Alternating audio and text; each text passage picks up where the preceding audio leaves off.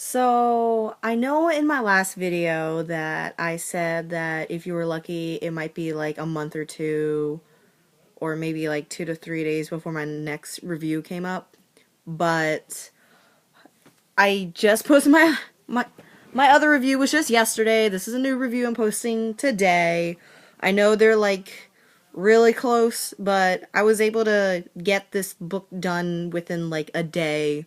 So, this is the one where I said I was actually going to read next, and actually did read it. I finished it. I liked it to an extent. I felt that it was slow in the beginning, but it was alright. It was alright. So the book I read was Feral Sins by Suzanne Wright. This is the cover from the Goodreads, as you can see in the little web browser there. This is the first book in the Phoenix Pack series. This is the book that my friend recommended to me. Warning, this book is explicit with describing sex and intimate relations. No, it's really explicit. Very, very detailed. And I was very surprised that my friend read it, because she's not really the type to kind of read these things, because she's never recommended me anything to this explicit extent. So, I was surprised when I read it, but you don't judge people by what they read. People are who they are. Everything's good. Alright, so I'm going to read the synopsis and tell you my reading. When female wolf shifter Taryn Warner first encounters Trey Coleman, an alpha male wolf shifter with a dangerous reputation, she's determined to resist his charms. After all, Trey, who was only 14 when he defeated his own father in a duel, winning the right to be alpha of his pack, can't have anything to offer the talented healer besides trouble, or so she thinks. Taryn finds herself drawn in by Trey's forceful demeanor and Arctic blue eyes, and she eventually agrees to enter an uneasy alliance with him. If the two succeed in convincing their respective packs that they've chosen each other as mates, Trey will win valuable political allies, while Taryn will escape an odious arranged mating. My bad.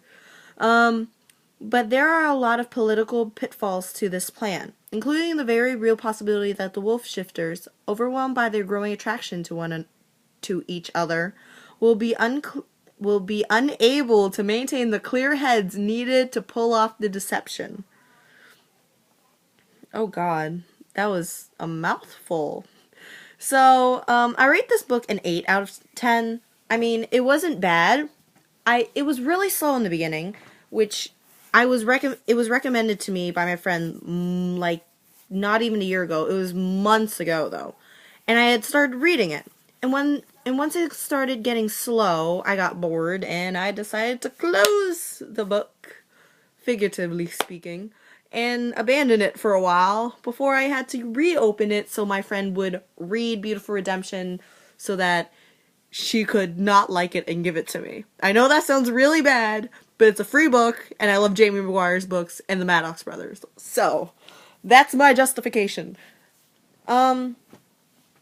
So, this book, again, is very explicit. So, if you're uncomfortable about reading about sex and, like, all the details and stuff going on in bed, I don't recommend this book for you, personally. I'm okay with it. It's just a thing that happens in life. You have sex, you have kids, get over it. That's what I think.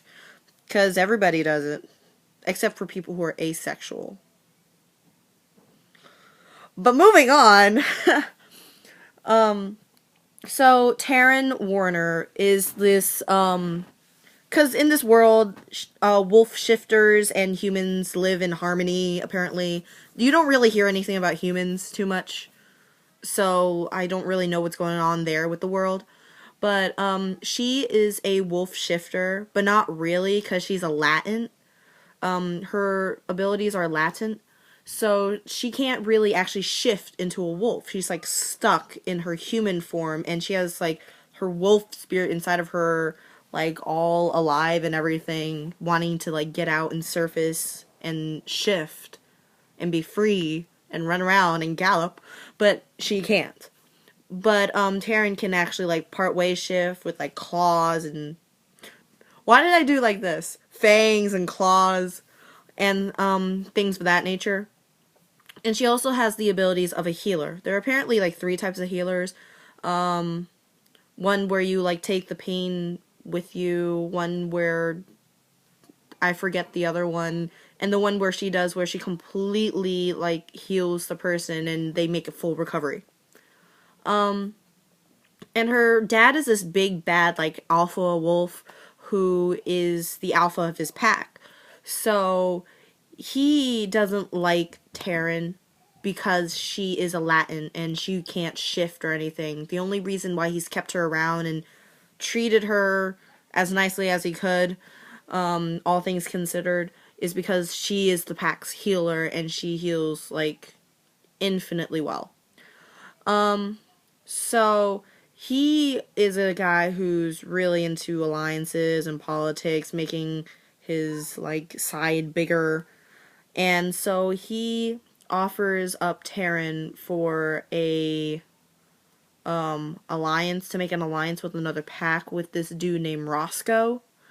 And this guy Roscoe is a complete creep.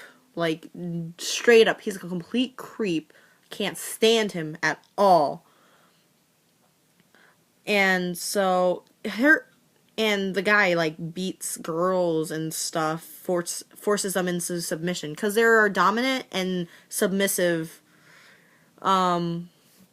wolves, and Taryn is a dominant alpha female, and so she doesn't like take shit from anybody. And so Roscoe, one of the main reasons, well actually I think the only reason why he actually wants to take her as his mate is because he wants to be able to break her spirit, because he likes submissive wolves. So he thinks of her as a challenge and wants to break her spirit slowly and force himself on her and all this kind of crap.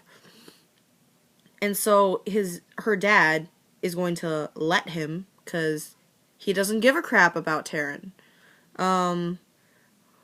And you're probably wondering where the mom is. The mom died when Taryn was younger, along with her true mate. There's these things called true mates, where you find, like, it's like your complete soulmate. It's like the one. And so there's this whole stuff going on with that. And she meets Trey in the beginning of the book. Like, in the beginning of the book, she's drugged. She meets Trey, like, it's on, like, the first 2 pages.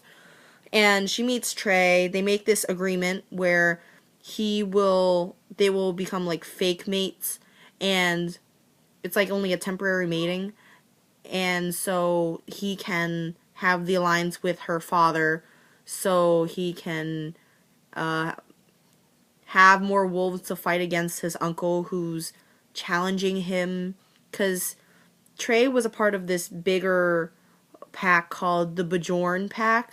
But he, again, defeated his father, and his father banished him, and some wolves went with him in the banishment, and they made up this new pack called the Phoenix Pack. And so, I'm totally rambling at this point. And so, sorry about my ramblings. And so, Trey makes an agreement where Taryn's father becomes alliance with him. He mates with her, tries to get her out of the mating with Roscoe, deals with him, and he gets help with trying to defeat his uncle, who becomes the new pack after his father dies. And that's how things all start off. As things progress, Trey and Taryn's mating thing become closer, and things start to happen. I'm not gonna say any spoilers, even though most of you probably already can predict what's going to happen. But as things go on, Daryl, the uncle of Trey, who's the alpha of the other pack who's challenging him, has an informant on the inside. This isn't a spoiler, by the way. This is like, they know about this. They find out about it like halfway through the book, but they do know about it. They don't know who it is, and that's a spoiler I'm not telling you. They don't know who it is till like the end. But they found out there's an informant where it like endangers Taryn and all this crap. And I was gonna say something. They find out that Taryn and Trey are actually real life. They're actually true mates. Because Taryn, apparently when she was younger, there was this boy who she thought was her true mate, but apparently it wasn't. Again, this isn't a spoiler. It's very predictable, and you find out, like, probably, like, a third to about halfway through the book. And Trey had, like, a true mate who was apparently a baby, but he never actually felt the tug. His mother said, "Oh my god, you guys are true mates," and so he just believed her, and so that's why that happened. So they thought they already had found their true mates and that they died, but apparently they didn't, and they're true mates with each other. There's also a reason why they can brush off the childhood true mate crap, because apparently when you're a child and you're close with somebody, it's understandable that you mix them up as being your true mate. I don't know why. But apparently that's how it is. And so Taryn thought this boy named Joey, when she was younger, was her true mate, but apparently he wasn't. He was just her best friend. And because of how she acted after his death, but like she was completely blank, like a lifeless doll, but that was only because he had died in the same accident that her mother did. So that had happened. I'm still rambling. Moving on. Things happen. They get closer. They find out they're true mates. It's all yay and happy and daisies and stuff. And things happen in the end with the uncle and Roscoe and all this other crap. And her father, of course. I thought this book was very okay. It's like probably like 65% of it is like sex. Like straight up just sex. And I mean, I'm not uncomfortable with it. I thought it was just, do we really need this much detail?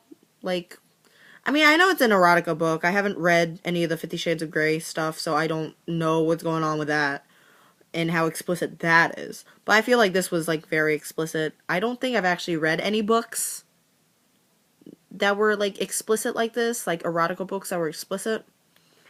But, I was okay with it.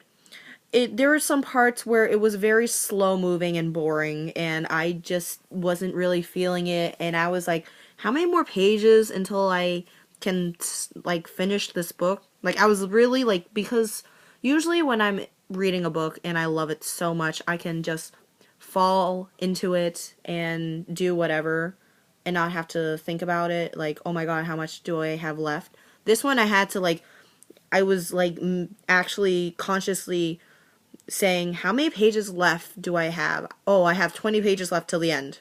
Because I was reading it online on this website, and I was like, I need to finish this, like, now. Because I was trying to finish it either today or tomorrow. I'm glad I finished it today. It was good. I liked the story. It was the first in the series. I feel like it could have been better. I'm not going to give it a low rating of 7.5 like the Dan Pawlowski books from back in middle school that I gave ratings to, because it wasn't that bad. The story was good. It was good overall. I just feel like the sex was just not too detailed. It was very foul-mouthed, like a lot of dirty language during sex, and I don't. If I were to have sex and that would have happened, I would be like, no. So that's just a personal preference of mine. So, again, an 8 out of 10. Very nice book.